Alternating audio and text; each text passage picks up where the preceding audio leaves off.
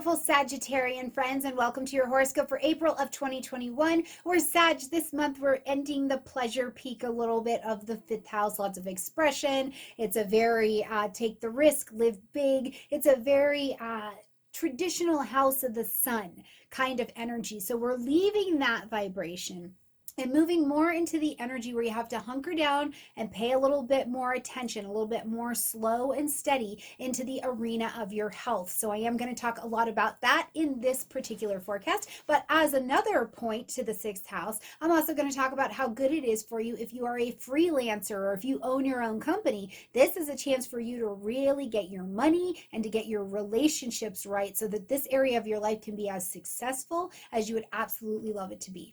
So let's jump in here and talk about what's going on. Right at the beginning of the month, Sag, on the 3rd, we're going to see Mercury move into the energy of Aries, lighting up your fifth house space. Now, just behind that on the 11th, we're also going to welcome a new moon into this area of your life as well. This one is going to hit at 22 degrees of Aries. So we've got these two very big energies, these big events that are coming and bringing an activation or a stimulation to your fifth house space. Now, you've already had the Sun and Venus over in this particular area, so the fifth house has been lit. Okay, you've been living your fifth house life, self-expression, things with children taking a risk, sports, gambling, any of those things live in this particular arena. But the biggest thing that I think of is really living with your heart out. Big heart, making big decisions that are personal for you, or having things at least put on your heart. And as Mercury moves into this energy of Aries, you're able to be a bit more decisive about it, Sagittarius. Almost think of it as you got the information in March. Now here in April, you're feeling a bit more prepared to make these decisions. This is where I also think that this particular new moon comes into play, because it's as if you're saying, hey, I'm planting these seeds of intention of what I want, this fresh start to take me forward, but I'm planting them in the dark, in the soil of magic. There's no light at a new moon, okay? Now, this new moon, not only are you planting these seeds of intention to try and take something forward or have a fresh perspective or be guided or led or tap into that knowing, whatever this looks like for you that you're trying to initiate here, this particular moon is square to Pluto in Capricorn. And I think that this is a very big deal, because it's almost as if this moon and Pluto are looking at each other, and the moon says, yes, I want to, and I'm willing to take you forward. I'm willing for us to have this different experience. But first, we're running into Pluto. You have to identify, what are these destructive behaviors? What are these doubts? What are these fears? What do you have that's down here that you have to see so that we can evolve Pluto out of that structure and relieve the tension of this square, and therefore allow this new change to come about. So I do think we are taken to task a little bit with this particular moon this month in the energy of Aries, but you're stepping into this moon in Aries as the warrior, fellow fire energy. What do I want here? What's the truth here? What am I seeing happen here that is stopping me from moving forward? So it's really this dance between your second house and your fifth house taking out.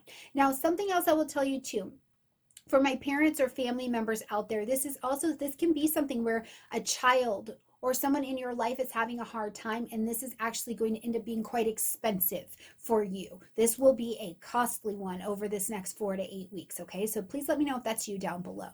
Now on the 14th, we see Venus moving into the energy of Taurus, and just behind that, we'll see Mercury and also the Sun coming in as well. So now we have the energies kind of slow down a little bit. They come into Taurus energy, but we're going to see what's steady and if it's grounded and if it's healthy over here. And speaking of health, all of this lights up your sixth house space. So health and wellness, including your mental wealth and wellness. And I think because it's Taurus, it also has to do with your financial health and wellness. I think it also has to do with your relationship health and wellness. The things that you have that are a part of your everyday life. You're going to start to have an examination of those things, but you're motivated to do so.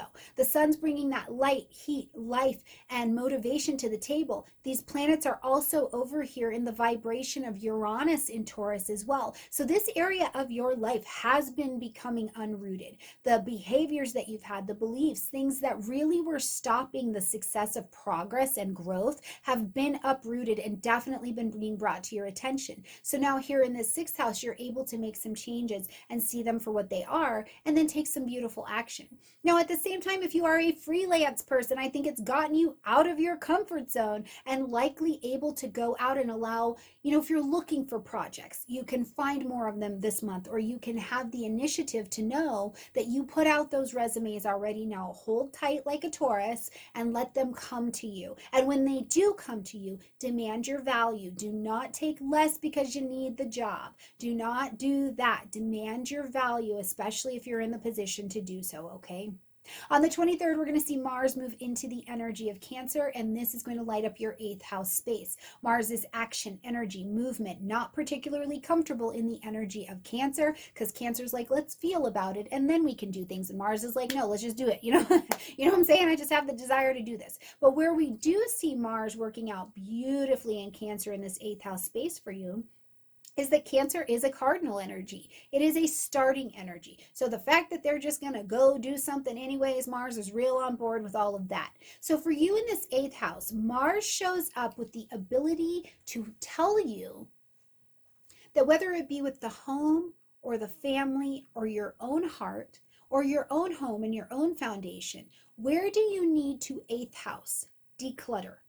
What do you need to be rid of and transform out of your life? Mars will help you clean out debt here in the energy of Cancer. It will be nice and slow, but you'll at least make a beginning. If you've got things going on with real estate, property, taxes, Mars is going to make a great start here. Now, the other thing I think about this is because the 8th house has so much to do with intimacy and vulnerability.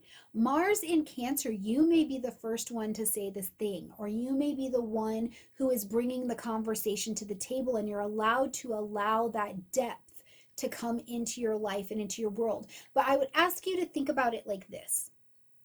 Where do you need to nurture this 8th house area of your life? Or where do you need to nurture the Mars in Cancer areas of your chart so that you can have them be full, safe, protected, and secure? That's going to be the question I'll leave you with for this month, okay?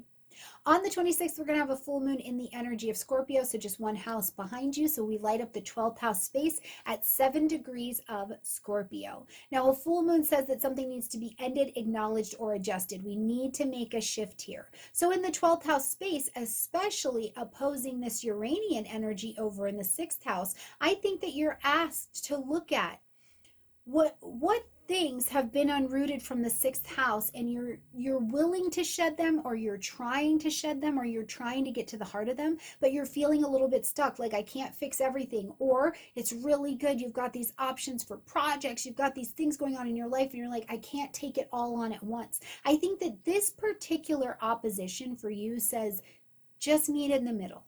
Baby steps are acceptable. Did you hear me?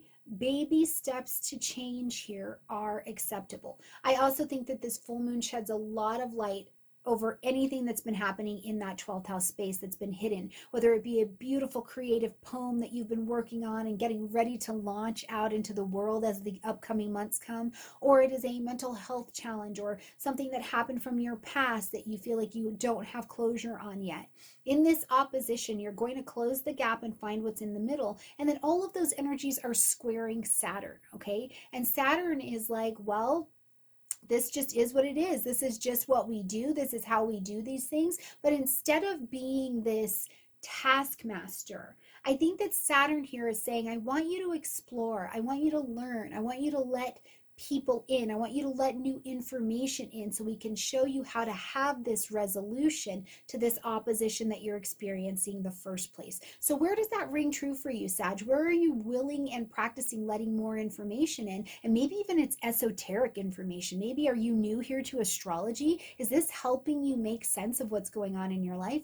Whatever it is, be open to letting the information in, okay? Now, as we close out this month on the 27th, we're going to see Pluto taking a retrograde in the energy of Capricorn at 26 degrees. So make sure you locate that on your chart. Now, Pluto's retrograde through Capricorn, you have seen it already. You've been looking at this area of your life. You've been looking at the second house. You've been looking at your values, your self-esteem, your creative talents, and you've been looking at it for a while. A while. Okay, this is not necessarily new, but maybe you're looking at it through a new pair of glasses, new spectacles. And as Pluto retrogrades through here, it's going to give you the opportunity to have an evolution. Now, what I love about Pluto that people don't always, I think, give it enough credit for, even me, is that Pluto can create a come up. Pluto can thrust you into power or thrust you into a position that you really truly were not in before, but here you are. But that only happens when there's been a little bit of footwork behind. So if you're looking to have a come up in your money, if you're looking to have a change in your financial status, something in you has got to use this Pluto retrograde to have the evolution, to kind of peel those layers away so that that new version of you that does understand power, does understand money, does understand the power of your self-esteem can go back into the world and really put yourself out there. Now, I also think too, in a retrograde Pluto, it's just going to ask you, what's your budget?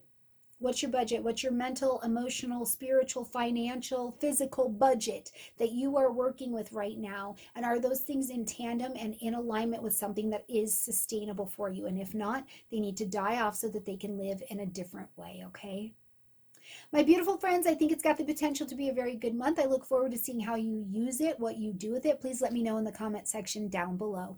Like this video, comment, share, subscribe. I love you a ton, and I'll see you next month. Bye.